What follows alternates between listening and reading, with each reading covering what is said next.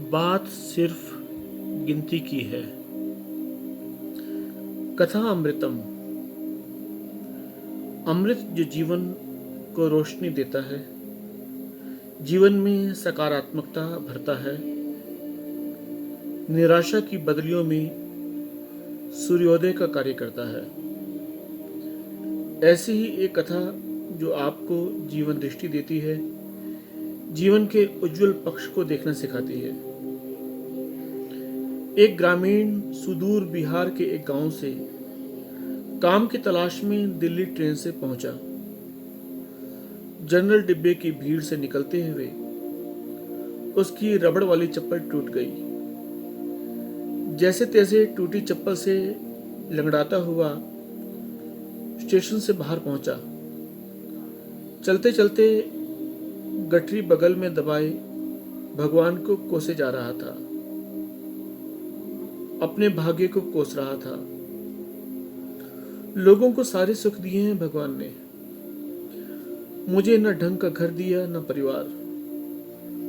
थोड़ी सी जमीन जिस पर कभी सूखे की मार पड़ती है तो कभी बारिश मार देती है।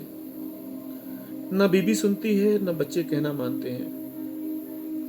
इस प्रकार अपने को और भगवान को दोनों को कोसता हुआ टूटी चप्पल से लगभग लंगड़ाता हुआ सड़क के किनारे चला जा रहा था। थोड़ा ही आगे बढ़ा था, देखा एक लंगड़ा बैशाखी पकड़े हुए बड़े सुरीले स्वर में प्रभु का भजन गा रहा है और गायन स्वर को इस मस्ती से गा रहा है। और न केवल गा रहा है बल्कि थोड़ा थोड़ा नाच भी रहा है, एक टांग से ही नाच रहा है। इस टूटी चप्पल वाले आदमी को बड़ा आश्चर्य हुआ, बड़ा अजीब लगा और चप्पल घिसटाते हुए उस लंगड़े आदमी के पास पहुंचा और उससे बोला, तुम्हें ऐसी क्या मस्ती चढ़ी है जो भगवान की इतने दीवाने हुए जाते हो, जबकि उस भगवान ने तुम्हारी एक टांग छीन ली है। वो लंगड़ा थोड़ी देर रुका और उस टूटी चप्पल वाले की ओर निहार कर बोला, जो सचमुच मेरी एक टांग एक हादसे में जाती रही, फिर भी मैं शुक्रगुजार हूं उस प्रभु का।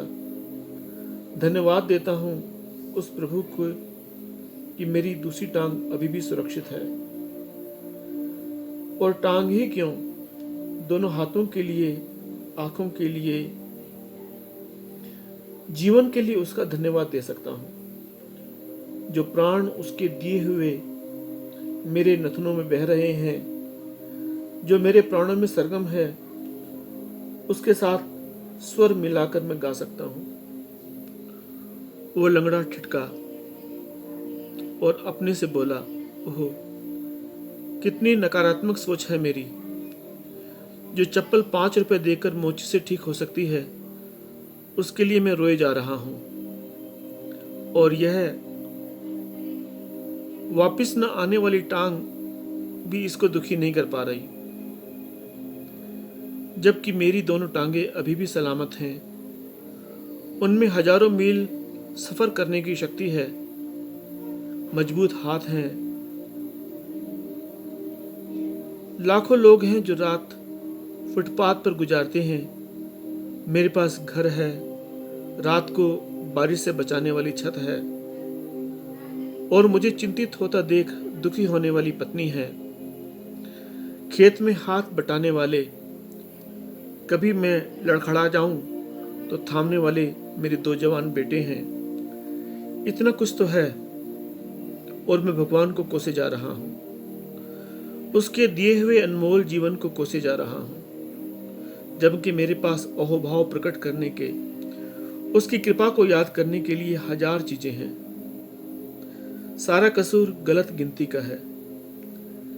गिनती करने का ढंग गलत हो तो भरी दोपहरी में जीवन अंधेरा छा जाता है। सिखावट ही गलत हो गई है। मनुष्य गिनता है उसके पास क्या क्या नहीं है। क्या क्या नहीं है, इस गिनती में वह भूल जाता है कि उसे क्या गिनना चाहिए।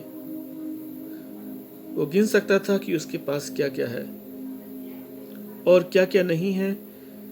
इस गिनती का अंत क्या है? अगर स्वयं को निराशा अंधेरे में डुबो के रखने का पक्का इरादा किए हो तो क्या क्या नहीं है इसे जीवन भर गिना जा सकता है। और यदि सुख शांति की कामना है तो गिनना ठीक करना होगा। अपनी गिनती को ठीक गिनना सीखना होगा। गिनती ठीक करनी सीख ली तो घोर अंधेरे में भी घी का दीपक प्रकाश बिखेर सकता है। कम से कम इतना तो प्रकाश बिखेर ही सकता है कि जिंदगी के 20 कदम आराम से चल सको। गिनती ठीक है, प्रभु से शिकायत नहीं, केवल अहोभाव, केवल आभार। आभार से तरल आंखें, केवल धन्यवाद के शब्द,